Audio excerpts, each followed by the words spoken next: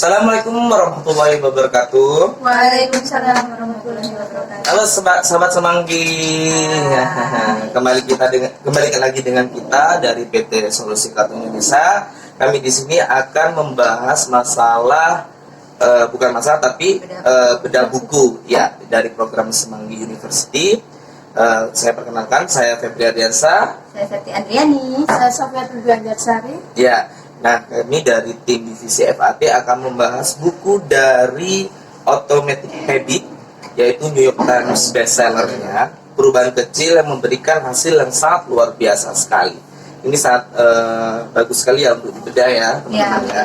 Nah, pada saat ini kita akan membahas masalah di bab 12 ya. Di bab 12 ini di Atomic Habits ini tentang hukum upaya sekecil-kecilnya ya. Jadi ada hukum upaya sekecil-kecil. Hukum yang upaya sekecil itu bagaimana sih ya persepsinya bagi kita ya. Nah, kalau menurut Mbak Septi dalam buku ini upaya hukum atau upaya yang sekecil-kecil itu bagaimana sih? Kalau menurut saya lebih ke habits ya, kebiasaan kita. Kebiasaan kita walaupun sekecil apapun itu bisa memberi impact yang besar untuk kehidupan kita. Kayak misalkan kita hanya sekedar duduk ataupun sekedar ngobrol, tapi lebih ke cara duduk yang baik, terus cara habitnya, cara makan seperti itu, lebih ke kebiasaan dan perilaku kita sehari-hari. Itu saja sih. Oke. Itu memang kecil. Jadi ada dari suatu kebiasaan, kebiasaan yang kecil-kecil itu dapat dikatakan sebagai upaya hukum yang sekecil-kecil mungkin ya. Jadi kebiasaan-kebiasaan tertentu.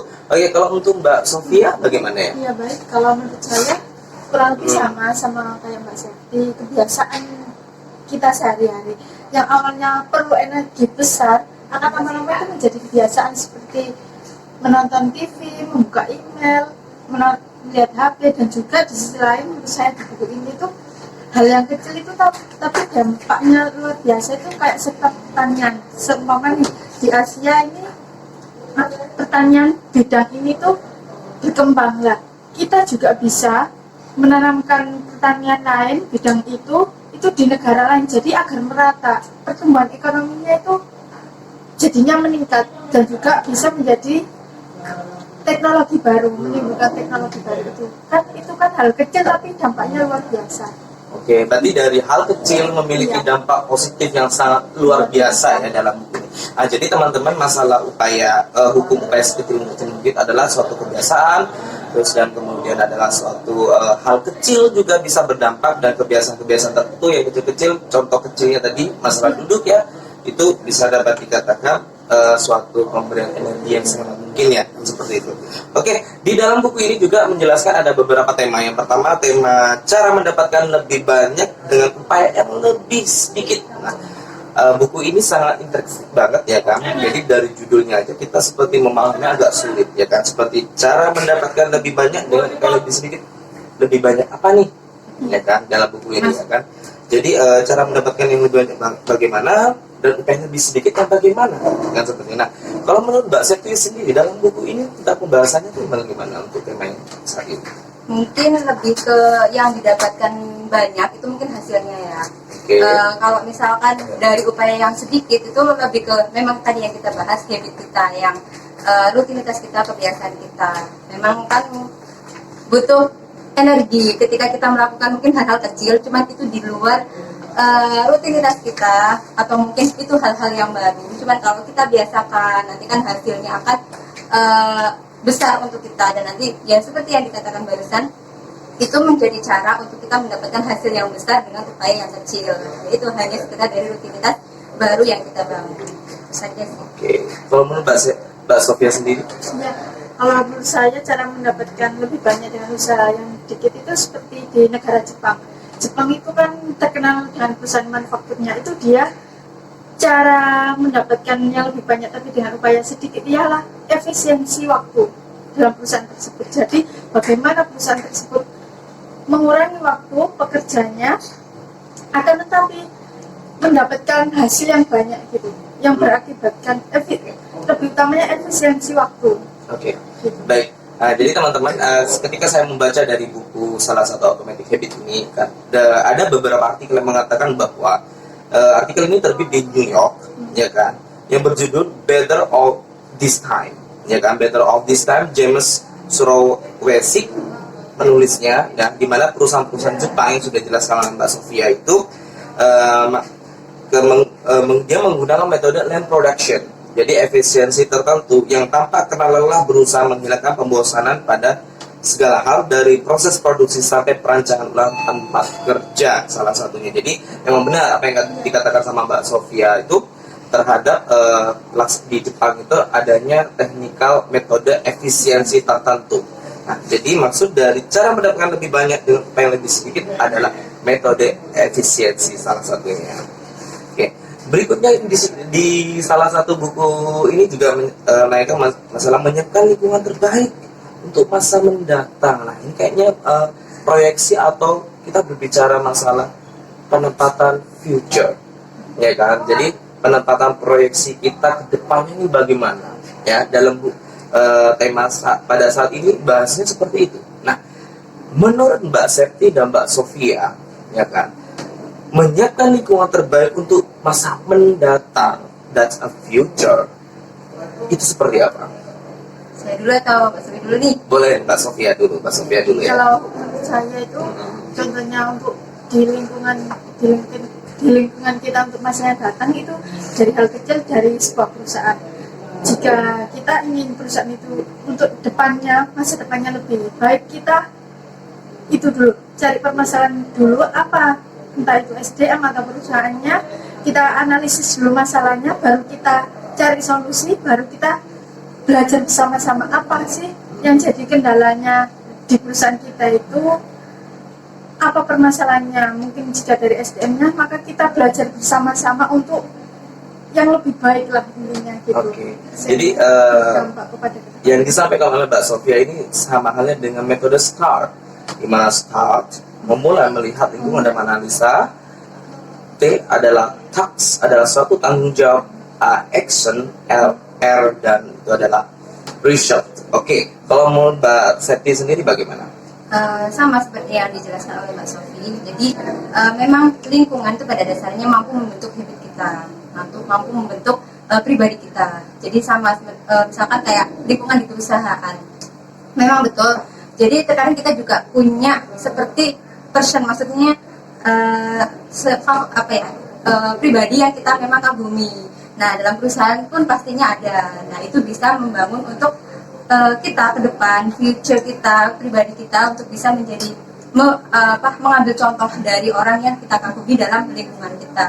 Makanya mencari lingkungan, mendapatkan lingkungan yang positif itu juga akan membangun pribadi kita untuk masa depan kita. Oke, jadi masalah masa depan kita sudah mempersiapkan ya. Ya, jadi buat teman-teman sekalian, di dalam buku ini adalah suatu perancangan ya, perencanaan penempatan kita masa depan seperti apa. Jadi di buku ini ada juga nih yang mengatakan bahwa misalkan ketika Anda bangun menjadi lebih mudah untuk membuat sarapan. Nah, bagaimana?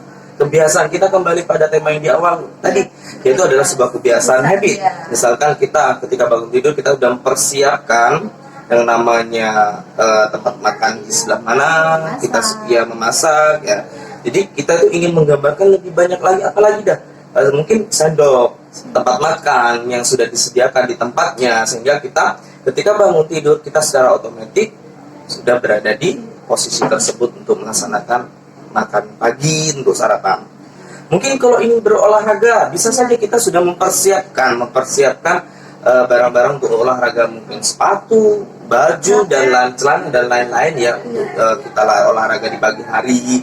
Nah, seperti itulah kita yang dinamakan menyiapkan lingkungan terbaik untuk masa mendatang, yaitu dengan cara planningan, perencanaan, ya kan?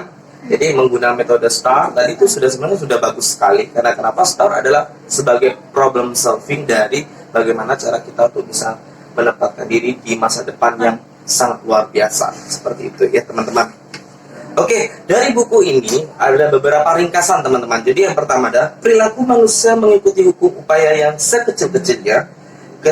Kita secara alami akan condong ke opsi yang menuntut kerja paling sedikit. Kalau menurut Mbak Sofi sama Mbak Sofia gimana kesimpulan dari ringkasan buku ini? Ya, kalau menurut dari saya, pandangan pribadi saya, dari buku tersebut, bab tersebut itu kebiasaan yang awalnya itu terasa berat, lama-lama itu akan menjadi biasa. Akan tetapi itu sangat berdampak untuk di masa depan secara tidak langsung. Dan juga kita itu wajib untuk merencanakan, memplanningkan untuk masa depan yang lebih baik. Oke, jadi menurut Mbak Sofi itu adalah suatu kegiatan di mana kita membuatnya sesimpel mungkin, Iya. tapi berdampak yang sangat luar biasa buat teman-teman ya. Jadi dari perilaku manusia mengikuti hukum upaya yang sekecil-kecilnya, kita secara alami akan condong ke opsi yang menuntut kerja paling sedikit, dalam artian kita mempekerjakan diri kita sendiri ke dalam lingkungan yang sangat simpel, namun memberikan effort yang sangat luar biasa. Oke, yang kedua, ciptakan lingkungan tempat hal benar dapat dilakukan dengan semudah mungkin. Nah, dari ringkasan ini terdapat bahwa kita sudah ada perencanaan, kembali lagi ke perencanaan, di mana kita bangun tidur, kita sudah mempersiapkan, kita mau olahraga, sudah mempersiapkan sesuatu, sehingga lingkungan yang benar itu dapat dilakukan dengan sangat mudah, tanpa kita pusing-pusing untuk mencarinya kembali, untuk menggalinya kembali, seperti itu ya. Oke, yang kemudian ada kurangi hambatan yang terkait dengan perilaku baik. Ketika hambatan lebih sedikit, kebiasaan menjadi mudah. Nah, ini kalau menurut Mbak Septi bagaimana? Tadi kan Mbak Sofia sudah. Nah, kalau Mbak Septi bagaimana? Itu mengurangi hambatan. Jadi seperti yang Bapak tadi sampaikan, mempersiapkan pribadi kita, apa yang kita planningkan untuk hari esok kita persiapkan dari sekarang. Nah, itu mengurangi hambatan dengan lebih mudah. Jadi beda lagi nih, contohnya kalau kita tidak mau prepare untuk kita ingin olahraga besok, tapi kita tidak prepare hari sekarang, misalkan tidak prepare malam harinya, tidak prepare baju ataupun perlengkapan yang akan kita pakai untuk olahraga besok, akhirnya jam tidurnya juga, akhirnya besok bangun pun akhirnya kita akan terburu-buru, waduh udah kesiangan main. Nah itu akhirnya kan itu malah jadi penghambat ya, tidak mengurangi hambatan. Jadi lebih ke prepare tadi, persiapan itu untuk mengurangi hambatan. Baik, terima kasih banyak buat Mbak Sofia dan Mbak Septi. Sangat luar biasa pendapat teman-teman setelah membaca buku Automatic Habit ya, dan juga penjabaran yang sangat luar biasa dan sangat menantang pula. Jadi buat teman-teman sahabat semanggi semuanya, ringkasan dari bab ini adalah bagaimana cara kita bisa memperencanaan dan masalah efisiensi waktu dan pekerja, dan bagaimana cara kita untuk mempersiapkan lingkungan masa mendatang yang lebih baik. Terima kasih untuk sahabat semanggi. Saya Febri Ardiansa. Saya Septi Andriani. Saya Sofia Tudianjarsari. Sampai jumpa dengan tema berikutnya. Bye.